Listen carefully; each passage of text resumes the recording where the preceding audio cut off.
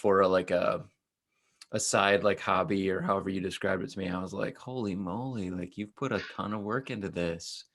Yeah. So like how did that all get started? Like I'm really curious. Like take me through Um, a little bit. I think. Well, I mean, I think it just started. Well, I'll back up and say, sublime failure. That's what that's how we'll start. Like, I feel that my parents were very stereotypical immigrants, Asian tiger parents. So I had a lot of drive. They always emphasized hard work over like talent or luck and all these things. Okay. So in middle school, I always had these like books where I was sitting there and trying to um, see how far I could get with, doing sit-ups every day and like meditating every day. Like I still have these little books. I would just always fail, like at around the three, like underneath the 3 week mark. Okay. It would all collapse. And then later on, I was a travel journalist for living abroad, taking trips, working abroad for over a decade. And that's great. And I'm very grateful for those experiences. But for long term personal goals, it's a life of chaos and it's very difficult to actually have routines. Okay. So I happened to take a course. I was in this co-office workspace, and it was a course on gamification. And I said, "Wow, this is it! Like this is the science of addiction, taking it from games, which I like, and I have been addicted to video games, and applying it to this other side of my life completely." So I gamified my entire life as much as I could. I found every app imaginable, and it worked for 6 weeks, and then it collapsed. So a little bit longer And than before. yeah, and so at first I was like, oh man, this really didn't work. And then I looked it over and I was like, wow, this has kind of doubled my time. Yeah. There's something here. So I went about this kind of quest to find all sorts of different techniques on things that would extend it. And I ended up getting a lot into behavioral science and reaching out and talking to some of the people doing research in it. And yeah, that's really how it. And basically, I tried to apply that to my personal life, thinking if it worked for me, of all people, Mhm. it should have some sort of like help for other people, and it has. It turns out it has. So Yeah, for it's sure. been quite a journey. Yeah. Yeah, that's awesome. And I was looking over, your site and things. Like I was wondering if your work and your background as a journalist and researcher, like how much influence that had in like discovering some of these deeper like truths to like how to change our habits. Like what connection do Yeah. you feel like is there for you? I mean, and we're all benefiting from it. So like I think that's awesome. Um, I guess for me, journalism is just one of those things where it highlights whatever you're interested in. For a long time, it was travel, but I love travel. I just don't think it's as important in a deep, transformative way for every aspect of your life. For me personally, mhm, I've gained some great insights from travel and all that. But when you're talking to someone who suffers from massive depression or anxiety or cannot for the life of him lose weight, and you're able to go in and help them, that's a different level of sort of help that you can give and mhm, transformation. And so, a part of it was just finding research, and this is something that I did with journalism. But also, my background is also in philosophy. I okay, wanted to be a philosophy professor. I went to grad school and ended up failing out, but that was my again failure, sublime failure. But that also kind of I think helps with trying to figure out these things I've always been fascinated with since I was a kid. So yeah, yeah. So like, I think just that like awareness of how to like think about thinking, maybe yeah, yeah, like I feel like that is like such a strong maybe undercurrent in finding some level of success and decoding your own behavior, your thoughts, and like, well, and also applying it and seeing it work. I think that's also it's this weird. I throw in quite a lot of personal experimentation Hmm. because, um, obviously people who are in the scientific field writing papers, they're not going to be able to put subjects through like a year-long experiments, whereas I can do that for myself. And they don't they often don't have the leeway to play a little bit loosey goosey with the application of things. Hmm. So I think that kind of helps. It puts me in this weird middle ground where, you know, some individuals who are not involved with it will be like, whoa, whoa, whoa, you're going way overboard. And then the scientists are kind of like, yeah, what are you doing here? So, Interesting. Do you feel like um, that serves like just the average person to have that same perspective of like, I'm gonna experiment on myself? Like, is that a big part of it for everybody? Or um, yeah, I'm not really sure what my question is there, but it seems like it might be. Like, have you found that to be true? yes, definitely. Like, I think that experimentation is such a playful and distancing kind of thing, right? If you're stuck in this pattern and you feel kind of hopeless and like you can't change anything, that's different than looking at it and as a kind of a mechanism that you're trying to figure out, right? If I sit there and say, oh, well, for the last month or whatever, this hasn't worked, why don't I try this other thing? There's something that helps you distance it away from defaulting to personal failure. And that's something that I think is really, really important. Yeah, interesting. So it becomes like a project that, hey, it's just a project I'm working on. This, okay, this doesn't work. Let me try something new. Um, that shift in perspective is, I believe it's super important. I think that's interesting that you found that too. Hmm. Yeah, absolutely. What, so, and I kind of shot you this in the message earlier, but like, what resources have you found? Like, are there specific individuals, experts in the area, or books or other sites that you found like, hey, like this is like the place to go to learn more about this? Yeah, yeah, yeah, absolutely. I guess the simplest one that's very targeted is this guy named BJ Fogg, who Mm-hmm. is a behavioral researcher at Stanford, and he has this project called Tiny Habits. And his entire thing is focusing on habits and triggers and making them as ludicrously small as possible.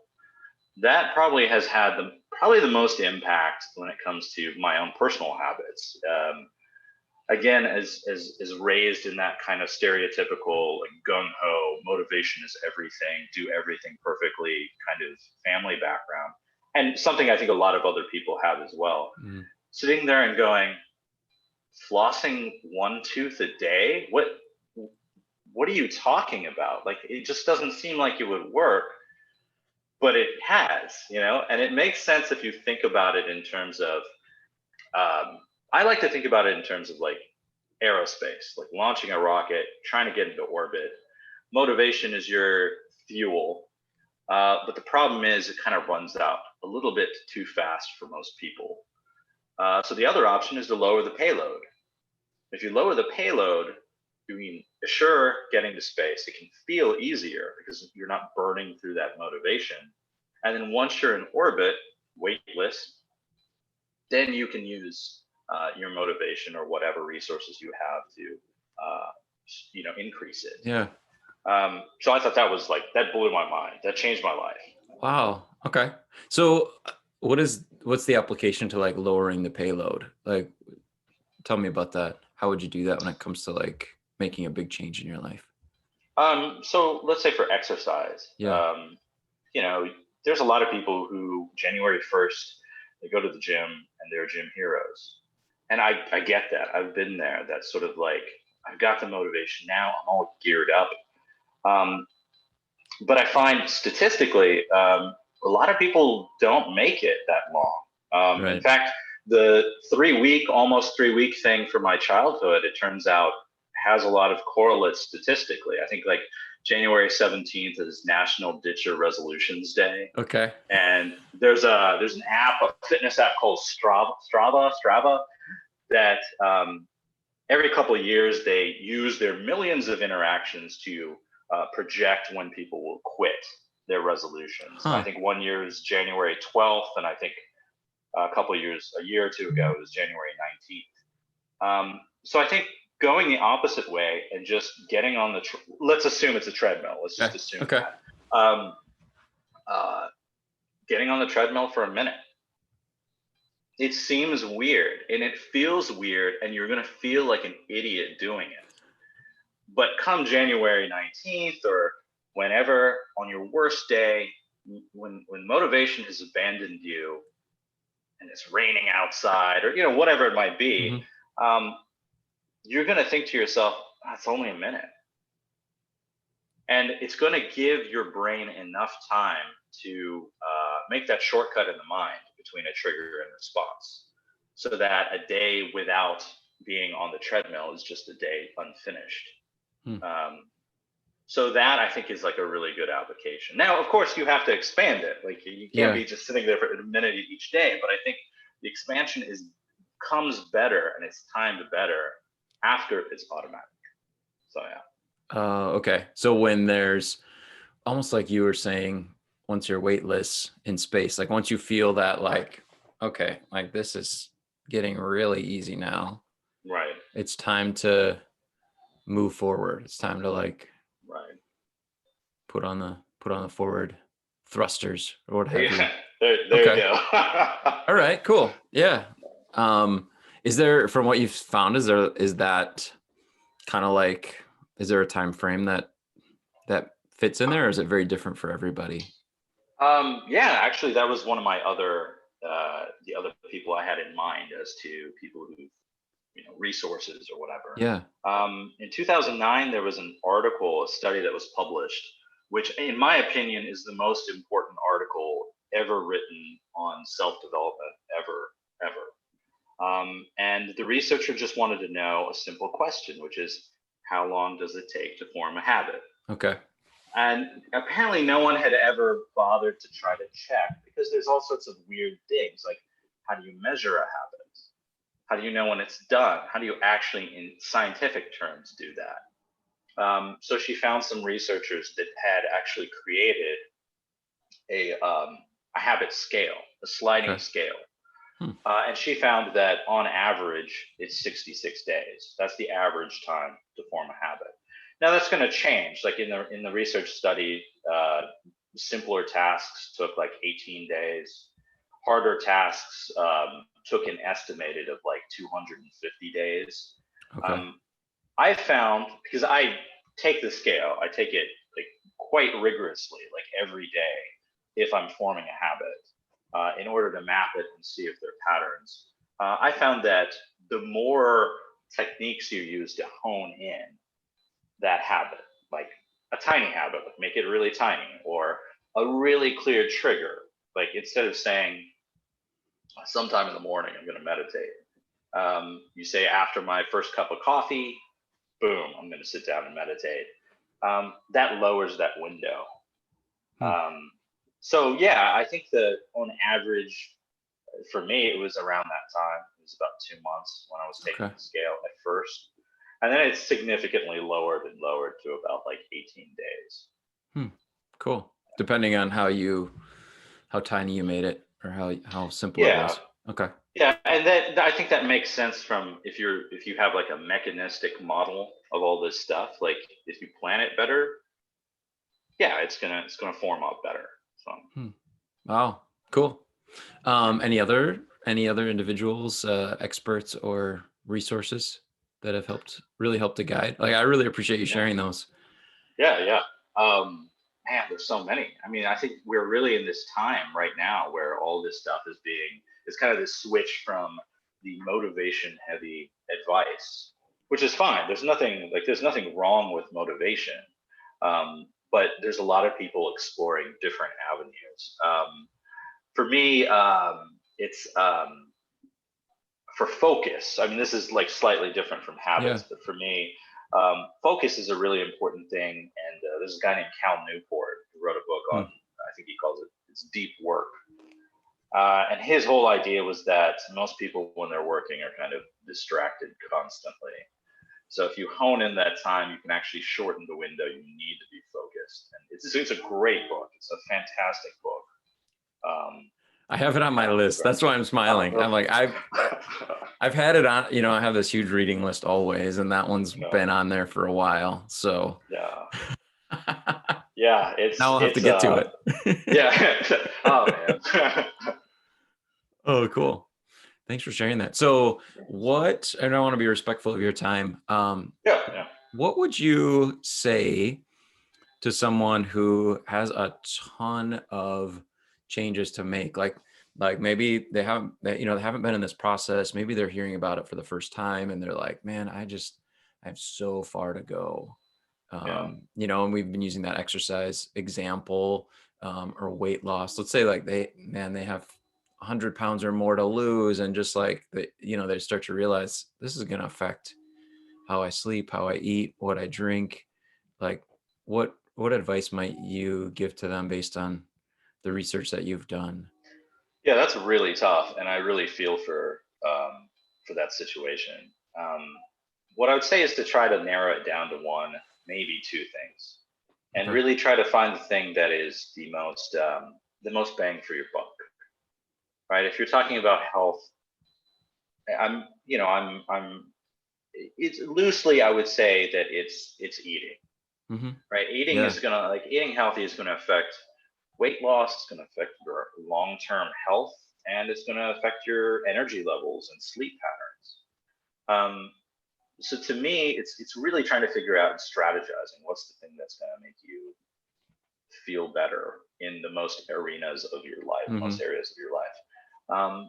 And then after that, if you've narrowed it down to one or two, um, plan it out. Be really careful in planning it out. I've seen so many people this January 1st just launch into their habits. Like they're so amped. They're like, I'm ready. I'm sure it's been like exacerbated by the pandemic and Yeah. all this stuff that's going on in the world. And they're like, I'm going to make this change. I'm going to do this. And they don't think to see whether it's, I think the term is SMART, small, measurable. Let me look this up. I don't want to mess this up.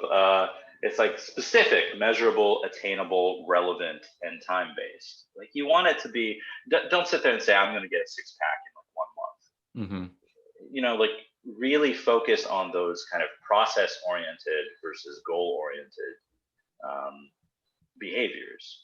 And then I would say that a part of planning is um, something called a WHOOP protocol, another acronym. Yeah. Wish, outcome, obstacle, plan. And that Okay. is also a big behavioral science thing, is that your outcome, it should be an if then trigger if you want to have it. But also for all goals, you want to kind of like plan an obstacle. Like there's probably going to be obstacles in your path that are obvious after the fact. If you are trying to start a running habit and you don't like running in the rain, it's probably going to rain at some point. So plan that out, because what they found was that a lot of people didn't brainstorm or access their pessimism Hmm. to figure out these obvious workarounds. They were so focused on the positivity, and again, both are important. Yeah. But this one lady, Dr. Gabriel Ottingen, she found that there were a lot of people who were just doing positive planning that ended up failing. Um, Interesting. so yeah, Oh, cool. Wow. Thanks. Yeah, I haven't heard of the WHOOP acronym, so yeah, that's awesome. So, and in particular, the obstacle planning for obstacles would be super important. Huh.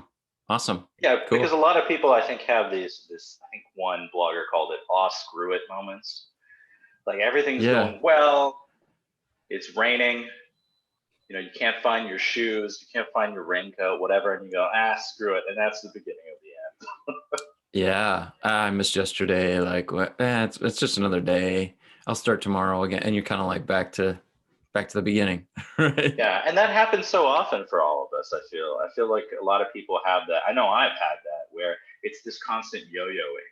It's like, oh, okay, I'm gonna get my life in order, and then somehow it just dissipates. And then a couple months later, I'm like, oh right, the thing that was supposed to start changing Hmm. my life, totally forgot about that. Yeah, I should do something about that again. And it's this cycle that happens. You, Um, oh, I want to be respectful of your time. no, that's fine. Do you, when that happens, because I think you're right. I think that happens. I know it happens for our clients, happens to me. What might be the best like next step, like healthiest way to kind of frame that? Is it to kind of replan, to make it smaller, make it easier, or is it best to like just try to get back? Let me just start tomorrow with my original plan. Yeah, I think that it's kind of a weird combination of both, and I think you need to feel it out for the specific person. A lot of people do too much. They like bite off way too much because they're reacting in the motivation heavy moment of when they started. Hmm. So I mean, I've advised people and I've told them this kind of thing, and almost in the next post responding to me, they'll say like, "Awesome, I'm gonna like run for 30 minutes." And I'm like, "No, no, no, no! You already." Yeah, it's really hard for us humans to actually sit down and think patiently. So I'm of if it's something like that, I tend to think of it again like a mechanical system. Um, if your car didn't get past the to the finish line, you need to like assess what went wrong before. Is there something Mm. wrong with the engine? Did you fill the tank enough? You know, all of this stuff. But if you have done it, if you've done everything right, I would say don't sweat it. Mm. Right? Like that paper the study that I referenced before. One of the interesting things they found was that habits don't stop forming if you miss a day. Mm. Um, they keep forming. They did like statistical analyses of like if they missed a day or if like doing 3 days in a row will definitively make the fourth one a stronger habit.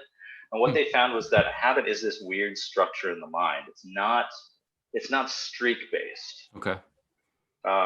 Counter to what a lot of like programs and very popular apps would have you believe. Um, so don't sweat it. Just start again the next day. Just pick it up and be really compassionate for yourself because it's probably going to happen, even if you have all the planning right. I mean, life is just too variable for Yeah. it. Just remember that the habit is the primary thing. It's something. It's some weird structure, shortcut structure in the mind that could be strong, but you might miss days. You're still like a toothbrusher if you miss one day. Hmm. The side effect is that you're consistent, and consistency over time is the key. Oh, interesting. Okay. Huh. So don't feel like, oh, I failed, like this isn't gonna work. Just like self-compassion, like, oh, whatever, life's crazy. I'm just gonna not worry about it, start tomorrow. Exactly. Yeah, Okay. and you're not starting again. I think that's the key to remember. You're Oh, still forming that habit. It's a okay. continuation. Yeah, it's just not contingent on absolute, uh, you know, adherence Perfection. to it. Yeah. Right. Okay. And again, like we don't know all the variables. That's the other thing. And breaks are really important, and sometimes you got to take them, and that's okay. Oh, interesting. Like, yeah, it's okay. I just took a vacation on my habit here, right? Yesterday I needed a Yeah, vacation. but I'm gonna get back to but work. not too many, not too Right, many, because right, right. otherwise you're back at square one. So that's the key, is that it's you got to be moderate about it, and it can be very easy to backslide, and I think that's why the tiny habit thing is so ingenious. Is that if most days you're thinking, oh, I'm just flossing 2 teeth, if you miss a day, okay, but the next day you're going to be back to that whole like, oh, it's just 2 teeth. Yeah, So interesting. Cool. That makes a lot of sense. Yeah, awesome. How can we find out more about you and your work? Like, what would be the best way to get in touch with you? Yeah, sure. I have a website. It's scienceofselfhelp.org. Okay. And I'm also very active on Instagram. Again, Science of Self Help. And I answer really targeted questions on Reddit. Same Oh, okay. handle. So I'm on all the productivity sort of boards. And if you look at my profile, you'll see a lot of very, very specific problem area answers where I'm able to actually link to all of the research and whatnot. So Cool. Awesome.